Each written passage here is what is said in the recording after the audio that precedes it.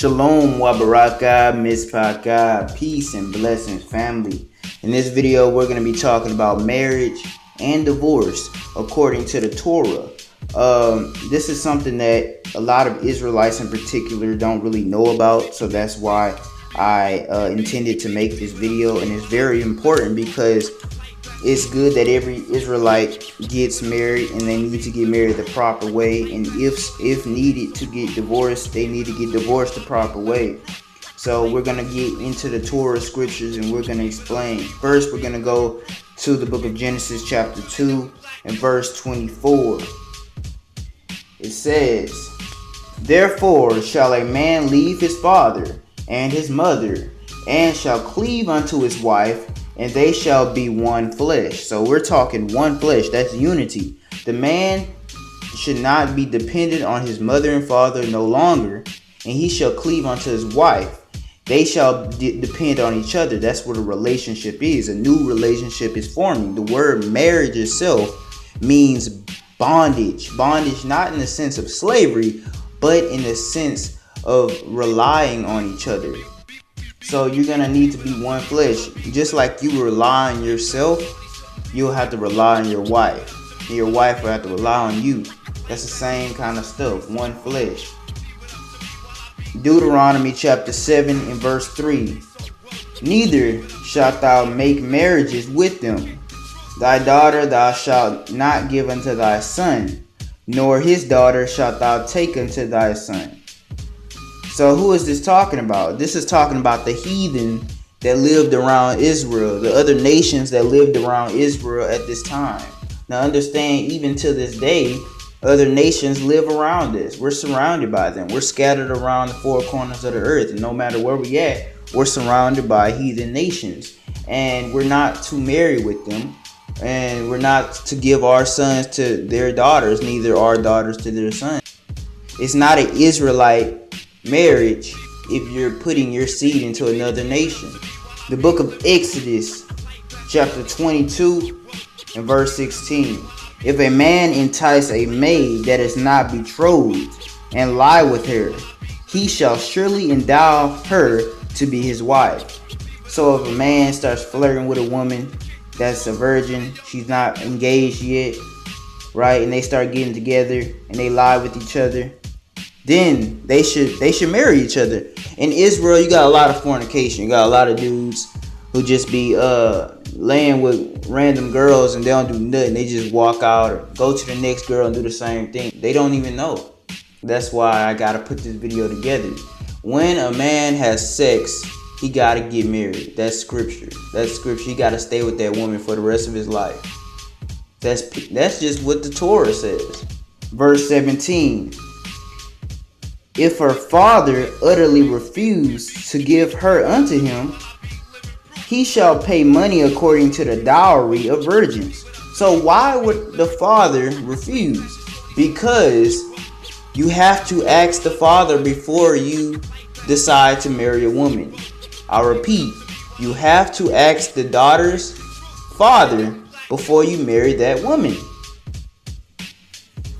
You have to ask the father. And the scripture just said, if the father refuses, but you still want that woman, if you love that woman so much, but the father refuses, and you still want that woman, you gotta pay. You gotta pay for her virginity. And it's not cheap. It's very expensive. Jacob had to pay a 7-year wage for Rachel. We go to the book of Genesis chapter 29 and verse 18. "And Jacob loved Rachel and said, I will serve thee 7 years for Rachel, thy younger daughter." Jacob loved Rachel and he really wanted Rachel. He had to pay a 7-year wage to Laban, the father of Rachel. So as Exodus chapter 22 said, if the father refuses, you gotta pay. You gotta pay a dowry according to the dowry of virgins. And a dowry of virgins is a 7-year wage. It's not cheap. The price of a woman's virginity is not cheap. That's why Israelite woman can't go losing it willy-nilly. It's a very important spiritual thing. You got to be wise and lose. A woman have to lose their virginity to a righteous Israelite man who keeps the Most High's Torah, who serve the Most High with all their heart. Same thing for men. Men have to lose their virginity to a righteous Israelite woman who serves the Most High with all her heart. It's not about looks. You can't base everything off looks. You gotta go off the heart. You gotta find a woman who serves the Most High. So if you ask the father and the father says, yes, you have a duty of marriage for that woman. The book of Exodus 21:10. If he take him another wife, her food, her raiment, and her duty of marriage shall not diminish. Meaning the husband has to help the wife to get provided with food, with clothing, and shelter.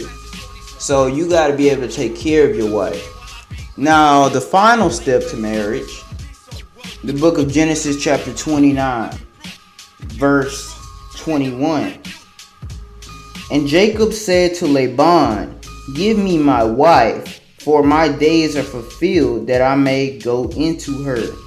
So after you ask the father, after the father has said yes, after you're willing to provide clothing, food, shelter, etc., after you paid the dowry, if you had to, if the father said no, then that is when you get to lie with your wife. That's when you get to have sex.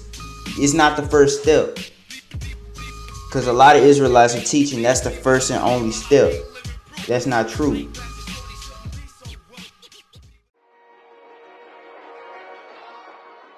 Now that we got marriage out of the way, let's talk about divorce.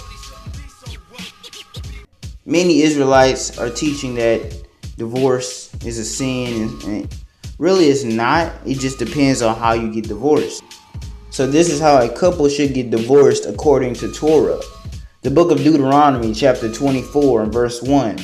When a man hath taken a wife and married her, and it came to pass that she find no favor in his eyes, because he hath found some uncleanness in her, then let him write a bill of divorcement, and give it in her hand, and send it out of his house. And when she is departed out of his house, she may go and be another man's wife.